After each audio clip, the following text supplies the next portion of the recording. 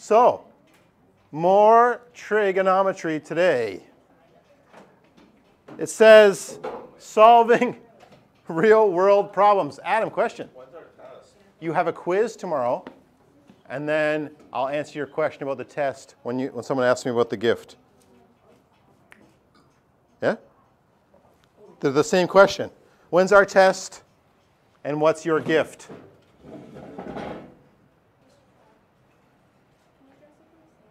Can I dress up like Santa? I don't have. What? I did?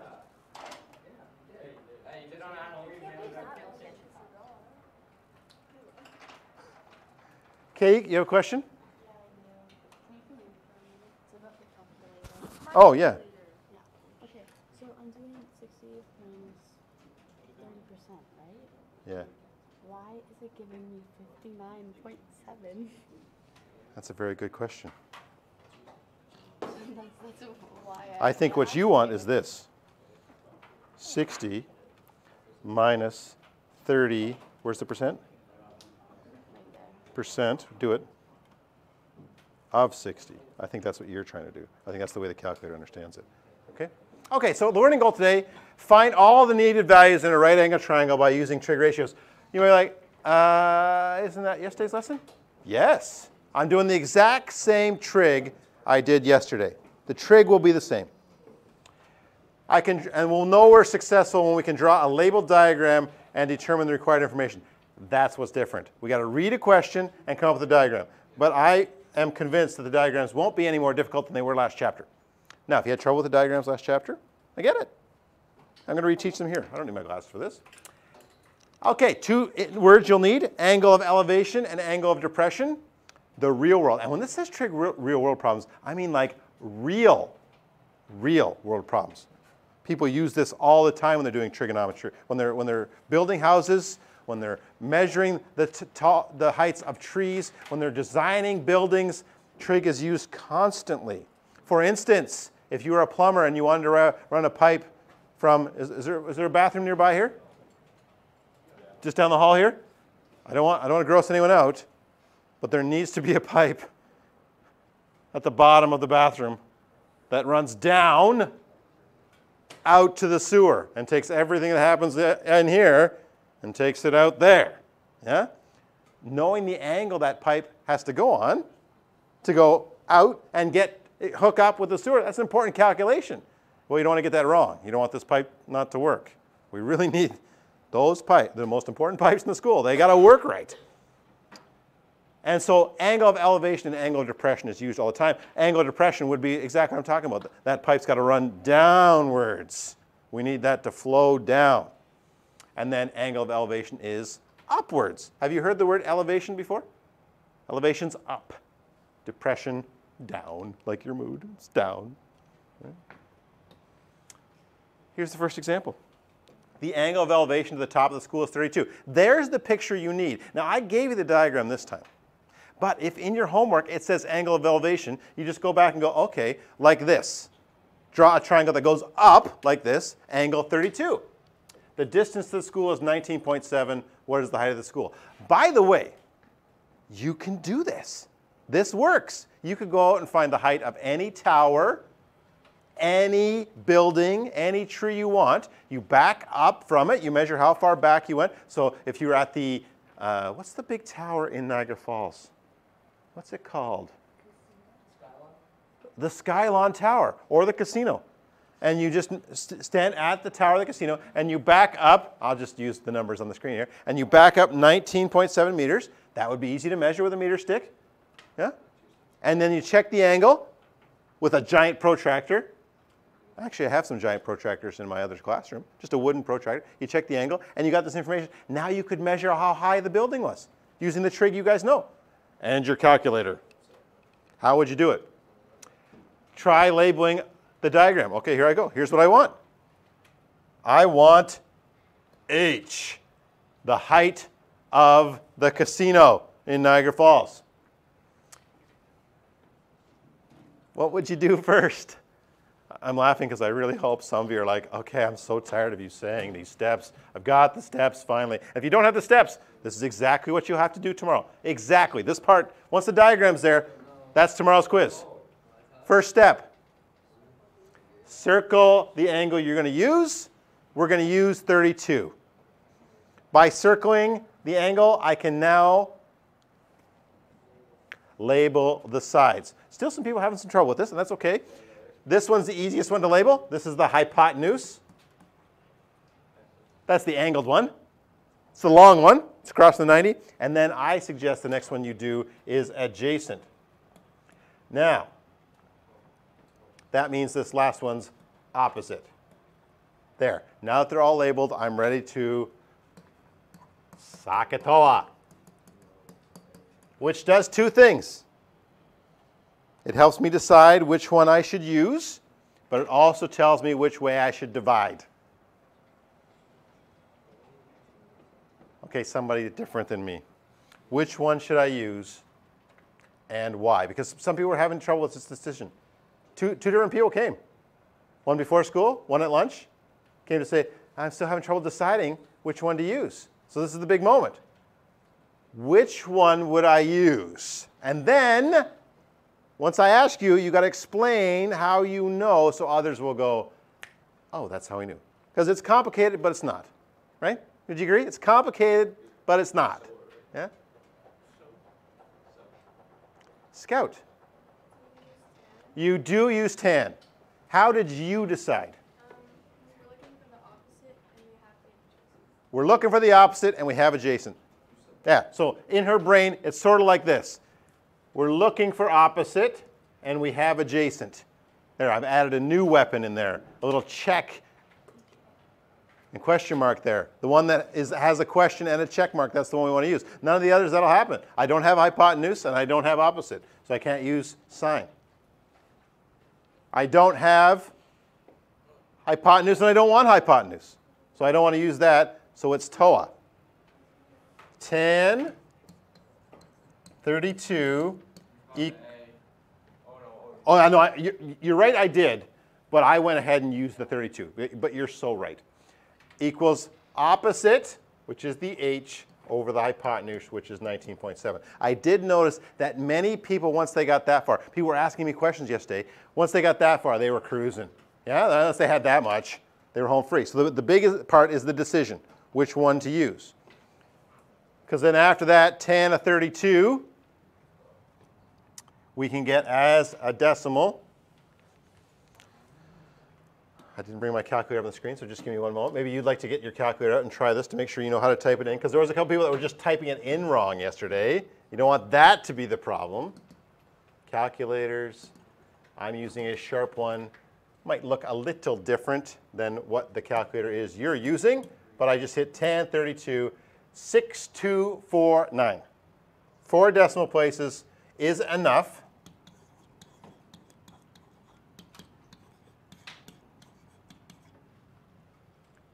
Now what? What's that? Is it in degrees? No. That's why. Check it. Oh, he knows how to switch it too. I'll leave it to him. But if your calculator's not in degrees, you won't get the right answer. So tomorrow on the quiz, that's the first thing. Everybody gets the calculator out, and then I come around to make sure we're all in degrees. We don't want that to be the problem. But do you know what to do next? Put it over 1, because that brings cross multiply in. There's other ways to do this. There's other ways to handle this, but this is the way that makes it so it's the same every time.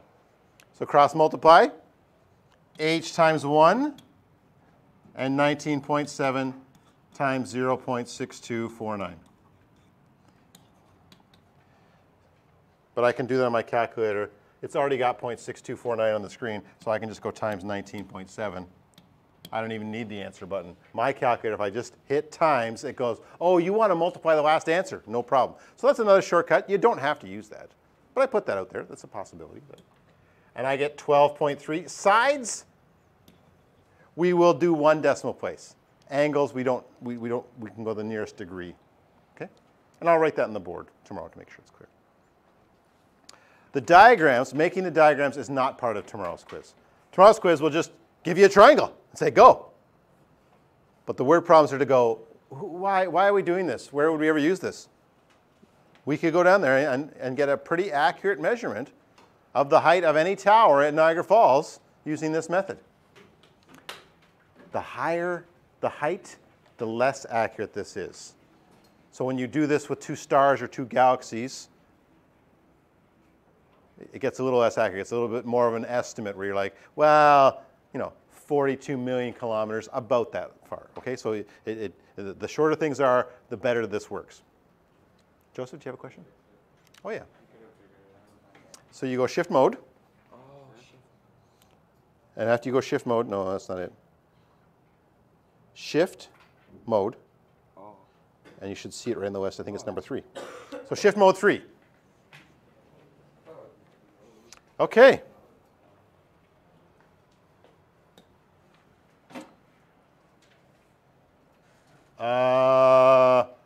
That's my fault. If you wrote it up top there, this note actually, I didn't notice that. This note had room for that underneath. So we're actually done the first page, okay? There was room for it underneath. If you filled it in the right spots because you saw what was about to happen, good for you. If you didn't, just draw an arrow down to say, okay, we did that, but we did it up top. New problem. While on vacation, Jordan measured the angle of elevation. Okay, this is good. This one's one step back in what it's doing, because it's giving you the diagram, and it's telling you the angle of elevation. Where does the angle of elevation go? Right at the bottom there at B. That's where angle of elevation goes. There's 63 degrees. He was 97.7 meters from the base of the tower, so then we have to be able to put on 97.7 meters right there at the spot. So that's the only difference in today's lesson, is that you've got to make the diagram yourself and then figure out what you're going to do. Let me just look ahead so I don't make the same mistake again here. Is it got room there? No, this time I'm all on my own. Okay, good. I'm happy. So let's do this again. I'm hoping to do enough times that you're getting bored with the steps, where you're like, yeah, got the steps. Then when you go to do your homework, it goes fast. SOHCAHTOA can be fast. This homework can go really fast once you're good at it. What's the first step? Circle the angle so that we know where we're working from. Once I have the angle circled, then I can label those sides. 97.7, what is it? I'm trying to fool you this time. I'm trying to make you think. Which one's 97.7? That's the adjacent.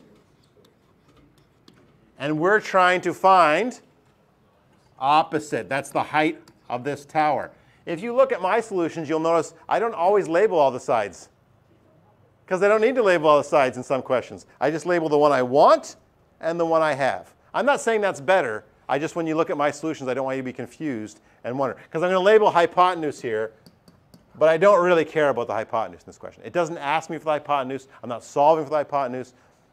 And that might help some of you. Well, actually, let me just erase that for a second. Maybe that helps you a little bit. Don't label the one you don't care about, because that might help you decide. When you go SOHCAHTOA, now only the things that are interesting are labeled. Only opposite and adjacent are labeled. And that really helps to decide, oh, tan. That's what I want to do. Tan of 63 equals opposite over hypotenuse. Okay, you take a second with your calculator and try and do these steps. Let's not wait around. Let's make sure we have these steps down. Hopefully to build your confidence a little bit to go, okay, as long as I get this far, I'll be okay. And then we'll talk a little bit more about getting to this spot, because that for most people is the difficult spot. You try it out with your calculator. I'm just going to breathe for a second, and then I'll start doing it very slowly so you can check or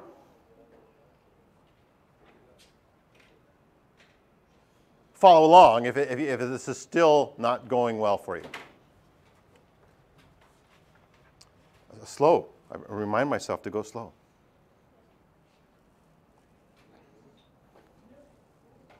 Try it right now. If my speech earlier has encouraged you to start getting some homework done, then this is a good chance to do some work to get ready for that homework. And I'll distract myself for just a couple of minutes. So I slow down. I'm bad for just keeping going.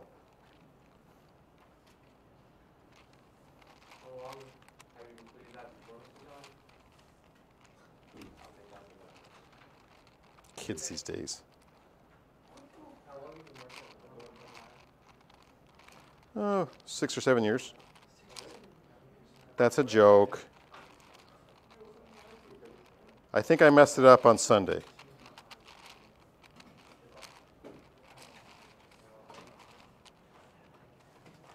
All right. I'm going to do a step. I'll do a step. 1063. 1.9626.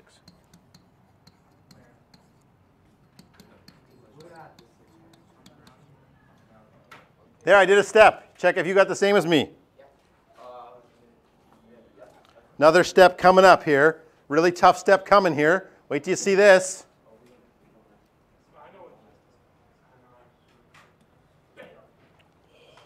Really tough one.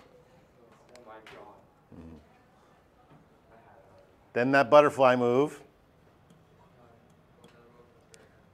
What? I don't know what's happening.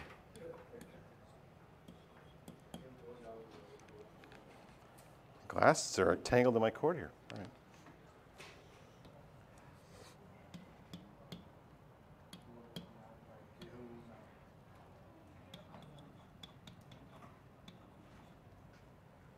How'd it go? Were you able to land that part yourself?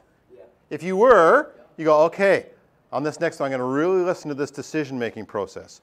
If I get that part down, once I got the decision-making process done, I can do this. And there's a reason why. We did a lot of these last chapter, this cross-multiply thing. So even if that test only went so-so, it might be now you're starting to go, well, okay, that I can do now. I'm starting to practice that and do better at that. Making you feel good about the culminating, the exam at the end. You're like, oh, well, now there's 2 different chapters I can do. There's only 6 chapters total, so if you can do 2 chapters, it's pretty good. Oh, I get what you're asking. Just hang on and we'll talk about it. And the answer is no. We just got to get in the right spot, okay? Do you need more time there? Do you have questions? I wasn't trying to do it fast. I was trying to let you have a little time to think. How many more do I got to do?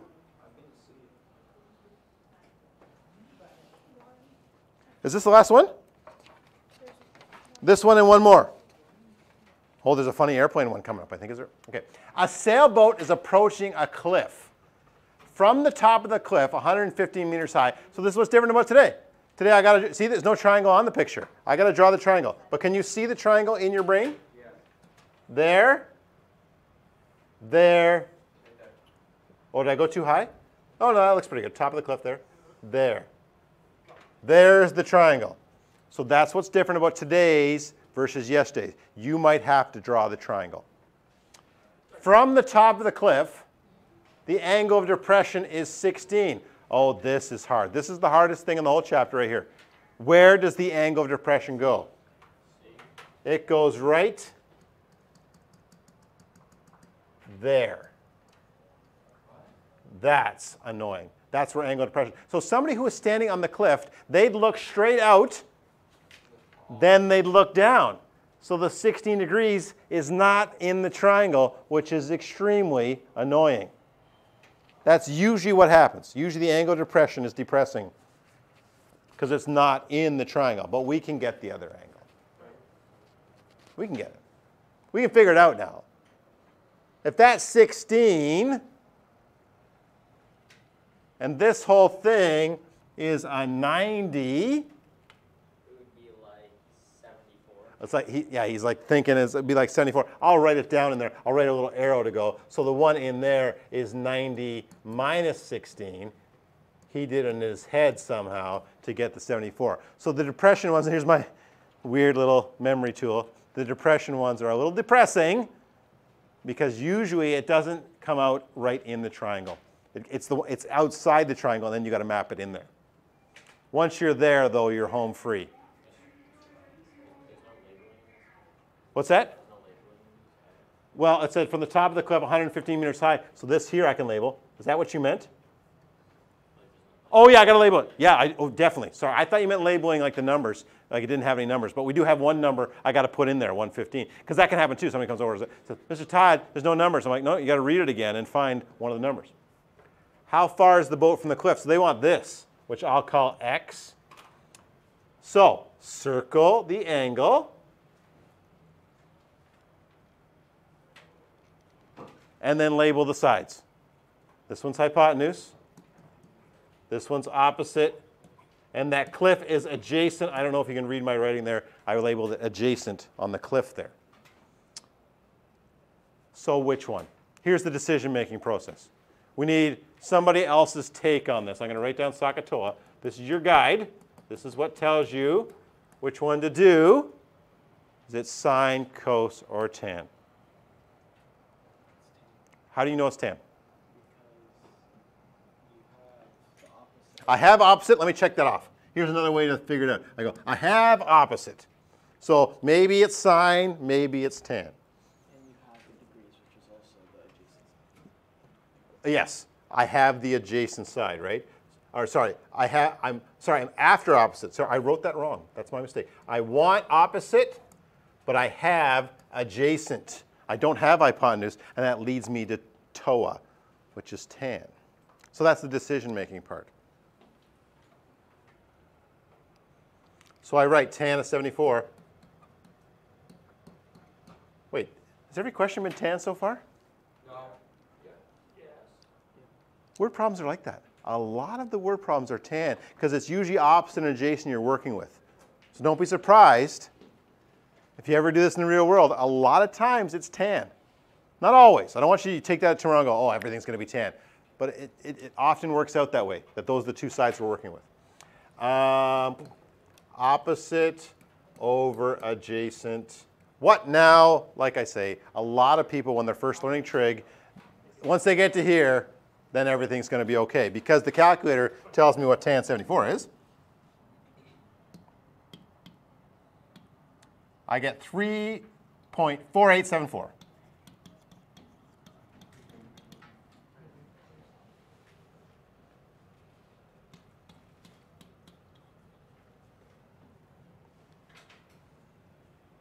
Now what?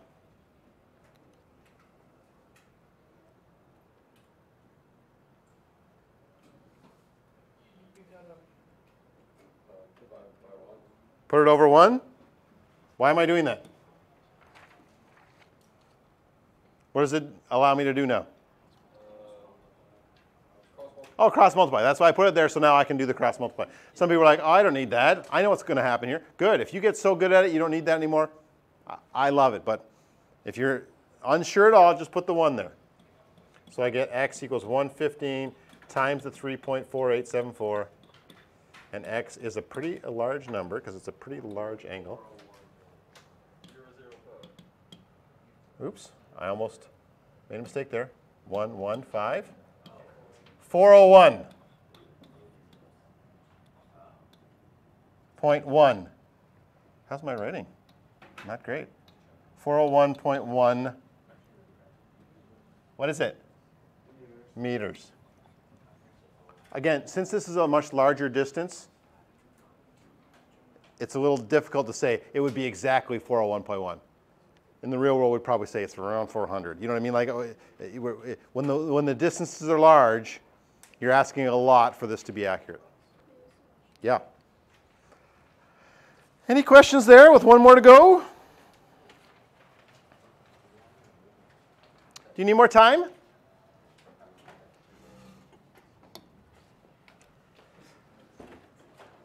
Last question. Wind will alter the speed and direction of an airplane in flight. To fly from A to B in a crosswind, you have to set your course towards M. What are they talking about? Let's just imagine. I'll do it in class, and then I'll do it on the board, okay?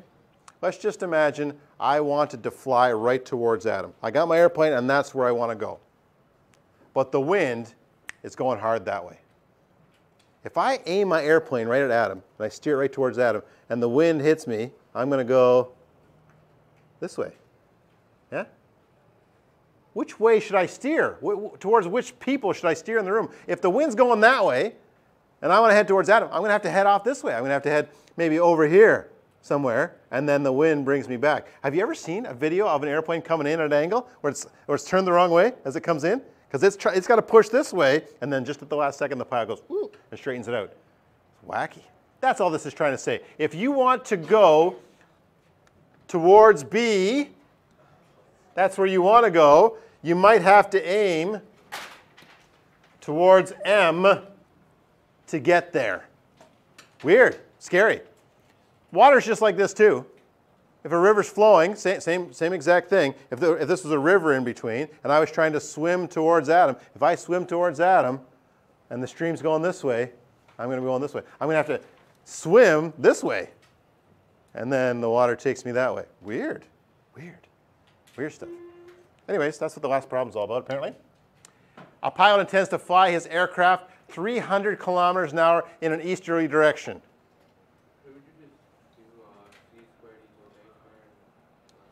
We could if we wanted to know what his velocity was, but it asks what direction do you want to fly in, right?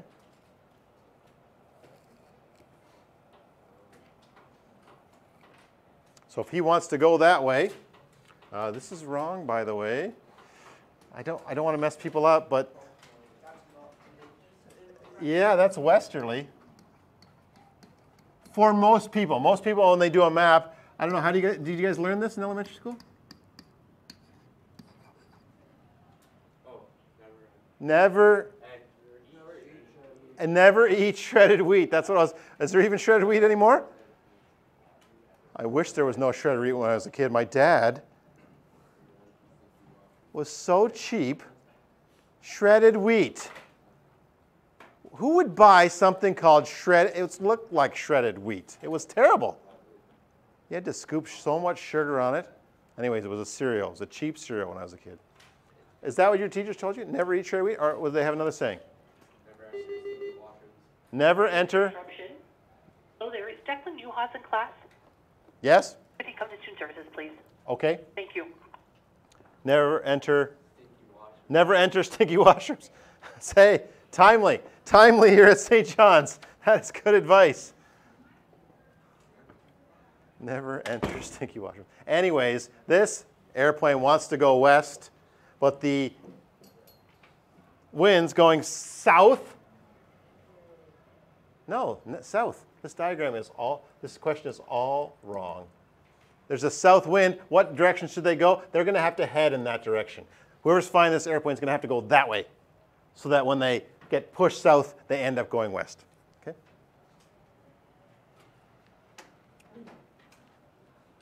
Incidentally, I know what's happening in the diagram. The airplane should be up there, but that's okay. We'll just do with the diagrams we got there. So what course should they do? They want this angle in here. Oh, yeah, just let it process. Let it bang around for a second what you got to do, because there's one where you got to find angle tomorrow. First thing,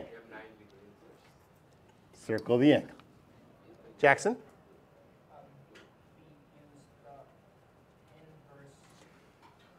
Okay, big moment. Yeah, okay, let's put this right here. Here's Jackson's thought bubble here.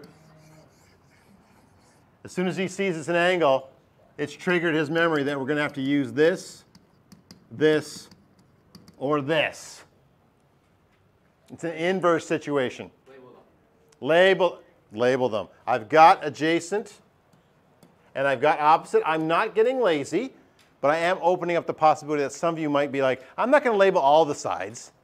I'm just going to label the ones I want. That's all I really need. Can you already see what it's going to be? Oh yeah. And a lot of word problems are tan. Not all of them, but a lot of times it comes out to tan. So this is tan of A. And maybe you're upset as soon as you see, but I don't have the angle. What am I supposed to do? And your calculator's like, don't worry, Bob. I got it. I can do it both. I can get the angle or I can get the side, whatever you need. And it's opposite over adjacent. And what did Jackson say? He knew it was coming? He knew I was going to have to use tan inverse. And so he does tan inverse of 50 over 300. And again, you can get that as a decimal. I said that in the other class. You can get that as a decimal. You can type in divide, you can type in fraction, but you do need a bracket. So you go tan inverse. And I'm going to use divide so nobody gets 9 degrees. I know 9.46, I get it. But yeah, I'm going to round it to the nearest degree. Does that make sense that you only have to alter your course 9 degrees? Like, it's not a big wind. It's only 50 kilometers an hour versus you're going 300 kilometers an hour. It makes sense to me that that would have to be a small angle that you have to turn your airplane. Usually, a little bit off. Now, have you ever been on a flight or heard about a flight that arrives in London, like a long flight, and it arrives early or it arrives late? That's what happened when the wind isn't coming from the left or right. It's coming from behind or in front. If you got the wind behind you, you might get to your destination early. Got wind in front of you, you might get to your destination late. Unless the pilot's like, well, we'll just speed this up a little bit. We'll just use up some extra gas, and we'll get there on time. Yeah. Do you have any questions about that?